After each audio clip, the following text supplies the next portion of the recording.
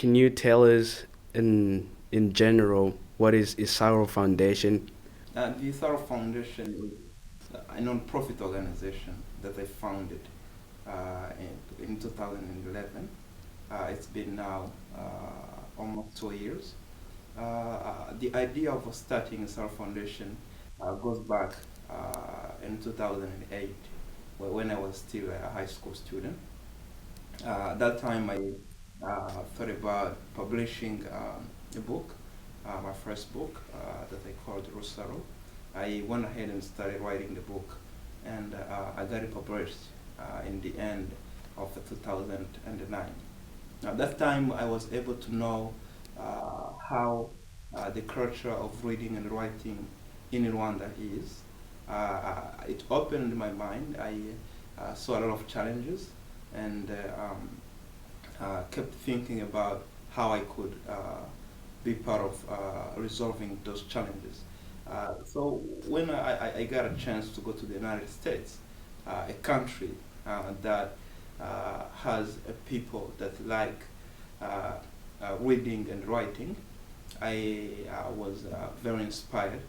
And also I got the opportunity to share my idea and spread it. The combination of both made me founding the Isaro Foundation at the beginning of my sophomore year.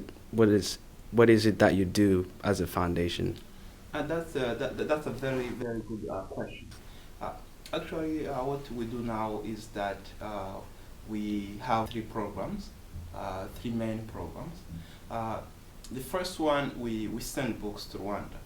We collect books in the US. We do fundraising to ship the books, and then we take them to Rwanda and give them to schools and students.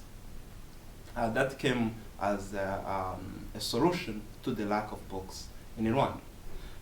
The second thing we do is that we make sure that the students are reading the books that we donated to them.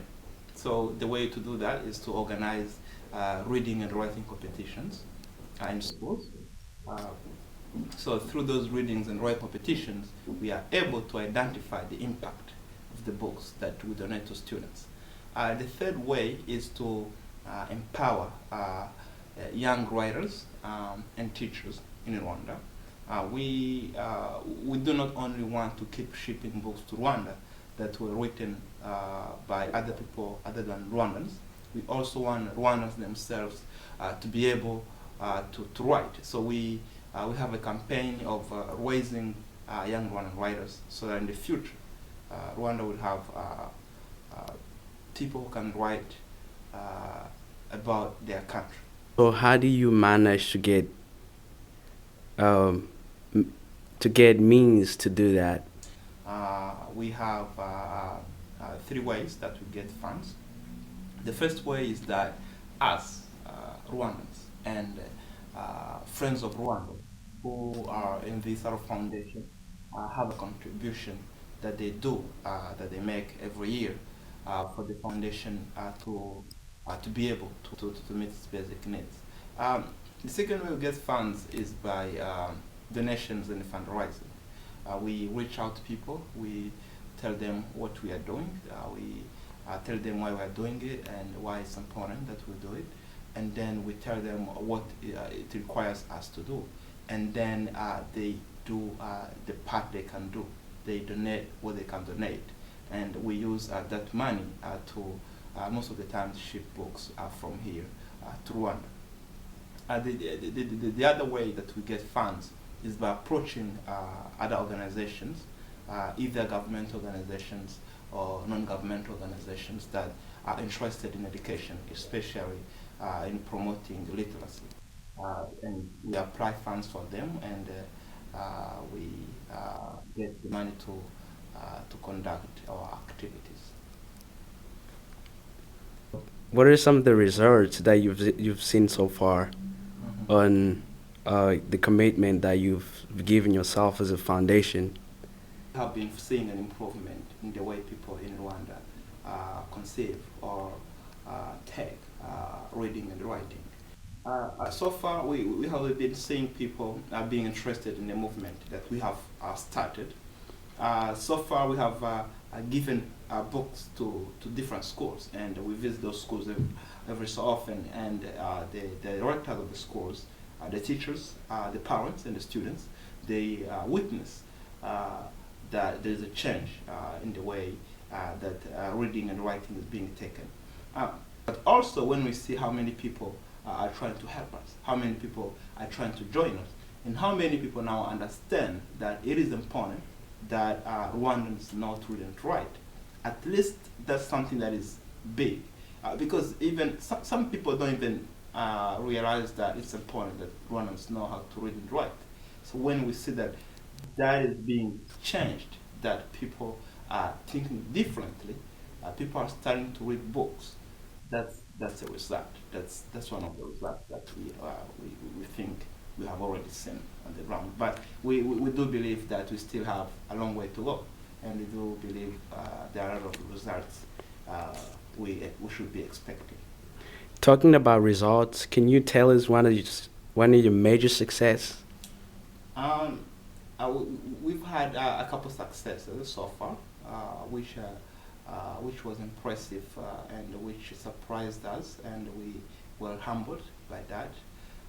The first success was the award that we were given by Rwanda International Network Association in Washington D.C. That was in May 2012. We got a humanitarian award. The other success was the listing of Isaro Foundation as number two most successful student organization in the United States of America. That's actually the most vibrant, the most important success. We were recognized as an organization that has been doing well and trying to change people's lives, and that was not by only Rwandans but also by Americans, friends of Rwanda. That's the main success that we have registered so far. Uh, can you tell us some of the challenges that you've met? Well, it's not easy to lay the foundations of an organization as big as the Isaro Foundation. We've met a lot of challenges, um, and I'm not sure if I'm gonna be able to list them, all of them right now. Yeah. But what I can tell you is that the most challenge that we have received uh, is uh, means. First of all, we all of us are students, and we have a lot of responsibilities and limited resources, and we have not been able to do everything we wanted to do. If we had more means, we could have done better. And the other challenge came as the problem itself that we are trying to address. When we took this path was taken of improving reading and writing skills in Rwanda, that is when we started to see that the problem was really big, way bigger than we thought at the beginning. It's not something that we can do by ourselves. It's something that needs to be worked on by a lot of people.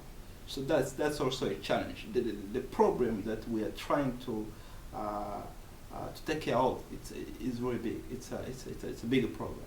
And however, we are grateful that most people have been helping us, have been encouraging us, appreciating the work that the team of the Isaro Foundation is doing, and also we are grateful that we are able to at least know what the challenges are. When you know what the challenges are, you actually go ahead and start to find the solutions. Um, I'm gonna go back to the beginning when you started the foundation. Hmm. I don't know if somebody else was with you, but according to what you told me in the very beginning, You said that you founded the foundation. So, but so far in this interview, you've been saying we, and Yes. I don't know who's we. I was just wondering to ask you who is in the foundation and how did you be able to get all the people in the foundation? Uh, that's a very good question. It's not possible for just one person to do such a big thing. It's not possible. The people who are in the Isaro Foundation are the ones doing the job, work as a team. What's important is that we work together with the same understanding toward the same goals. When I started this foundation, as I told you, I was just the only person at the beginning, at the first day. But the second day, it was a team already. So the way the people came in the foundation, they heard about the idea, they approached me, I approached some of them too. I thought had the potential to be in this campaign. They started joining in. They were like, "Yo, this is a good thing. We should be taking books back to our country." And I was impressed because people joined it and they felt the way I wanted them to feel. I wanted to feel like it's their thing. It's something that Rwandan students abroad are doing to their country back home. That was the main point, and that is the way it has been so far. It's a team. It's a team which is composed by mainly Rwandan students in the United States of America and other countries, of course. It's also composed by friends of Rwanda. Most of them are American, but we do also have some of from different countries. We also have a team in Rwanda, which is mainly composed by university students in Rwanda who are dedicated to see things changing in Rwanda. We also have an advisory board, which is composed by people, wise people, who always guide us. I'm gonna ask you to give a message to the young readers and writers and everybody in general who's interested in reading and writing. Um, my message to young writers and readers is that they are doing what they should be doing. They are doing what they're supposed to be doing. They are empowering themselves.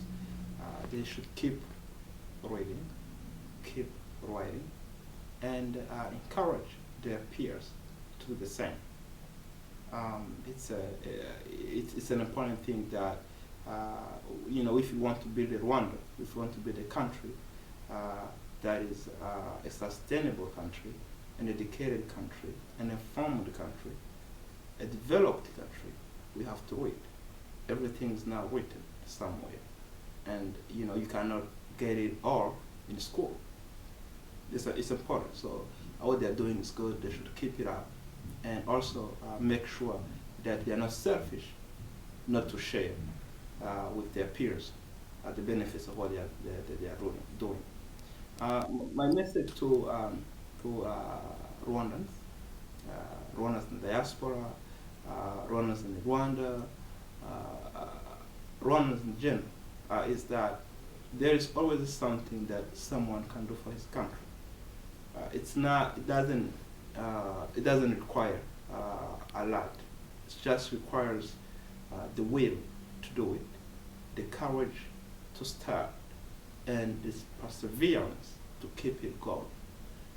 It's time that as Rwandans start addressing our issues. It's time for us to work for our country, no matter how limited resources we have. Thank you very much. It was good to have you today, Thank you. and we wish you a very great day.